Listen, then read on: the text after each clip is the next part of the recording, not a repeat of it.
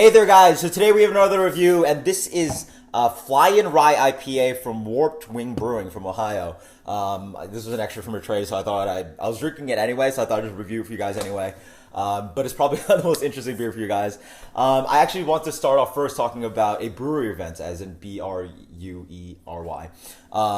Just recently, yesterday, New York had probably the best tap list I've ever seen at a bar. Basically, it was a brewery takeover, and everything was there. You know, everything from Chocolate Monday, Black Tuesday, all their sours. It was just an absolutely killer event. Really fun stuff. I mean, I think I'm relatively decently versed at brewery beers from, going to bars or bottle shares. And I had like 10 different brewery beers that I'd never had before, which is pretty absurd. I just thought I'd run through with you guys some highlights. Humulus Lager, if you run into that is the best hoppy lager I've ever had. Better than Jack's Abbey's beers. Brewery's not really known for making hoppy beers, but that one, I mean, that's one of their few, I believe, and it's just absolutely killer. It's just so hoppy. It's sort of an everyday kind of IPA, IPL kind of beer for me. Number two would be probably something like Melange 3. Melange is basically their blend of a bunch of their beers, and Melange 3 includes Black Tuesday, their anniversary ale, so I believe Bois, and White Oak Sap. It's just a really good balance of sort of the sweetness and roast that you get from Black Tuesday, sort of that caramel and toffee that you get from Bois, and it's absolutely killer. For me, it's better than Black Tuesday or any of the variants. It just has that perfect balance that I'm looking for. And then the big surprise, and everyone I think that I spoke to really liked this beer, was Smokey and the Bois.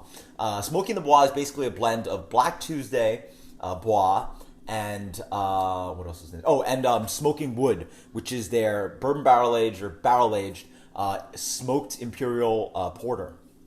And so basically, and they actually throw in also cacao nibs and vanilla beans. And so this beer is just a beautiful balance of sort of Black Tuesday and all that sweetness, but then this aggressive hit of like campfire smoke. The balance of the barrels there, that cacao and vanilla really smooths out the beer. It's a lot less like Smoking Wood, which is an aggressive hit of smoke. It sort of has a good balance between sweetness and smoke. Smoking the Bois is absolutely killer. This was an absolutely killer event that I went to, and I highly recommend actually if you find any of these like blends that the brewery does. Somehow they're able to like figure it out. These blends are actually really good. I've been very happy with these blends that somehow the brewery just like figures out. And I will say, actually, also having had all those beers, Bruery is just killing it. They make so many beers, and I'd say the beers that I had range from a high 80s to about 100 beers.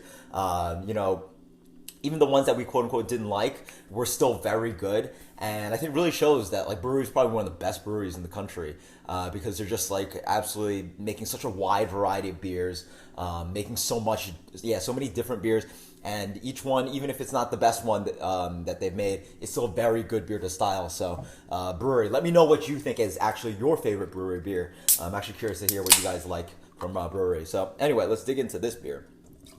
So this is a rye IPA from Warped Wing. Hot day. Let's dig in. So the beer comes in a really dark kind of amber color. Looks like a rye IPA. Let's get a run on this.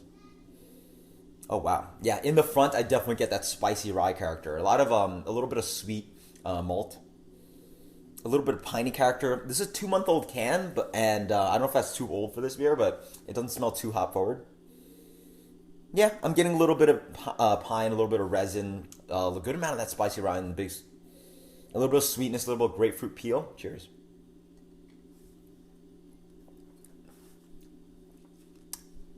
It's relatively sweet. In the front, you notice that immediately. A lot of caramel sweetness. Nice rye character throughout. Wow. On the back end, really nice and spicy. I really like the use of rye in this. It really does shine through, actually. In general, like a medium minus kind of hop profile. A little bit of piney resinous going on. A little bit of floral and that kind of floral grapefruit. I imagine there's maybe Centennial or something in here. Yeah, I mean, it's just a little flat on the flavor. Doesn't really do much for me. It might be because it's an old can, or it's just a beer that is sort of not super ambitious on the hop attempt at being a hoppy beer. What should I give this beer? It's not flawed. It's just boring for me. Not too much hop profile, decent amount of bitterness, a lot of sweetness in there. I'm gonna give this beer an 83. It's not a bad beer at all. It's pretty good. It's right. So anyway, let me know what you guys think about again, Bruery. That's more fun part of this video. So let me know what you guys think about what your favorite beer from the brewery is, what you think about the brewery. They're actually pretty expensive, so that's one thing I do say about the brewery. They charge a dumb amount for their beers, and thankfully at the bar they were doing huge pours. They were doing pours of Black Tuesday like this big, or the chocolate rain for like this big. For like $13, which if you do the math for a $40 bottle is actually cheaper than having to be a hoarder society and all that stuff and get a bottle is cheaper than at the bar. The other thing about that big pour is just dangerous. And a 19% beer, they should not be serving that much of a beer. They should be doing smaller 5 to 8 ounce pours. But I don't know what they're up to at Ginger Man in the City. But until next time, guys, cheers later.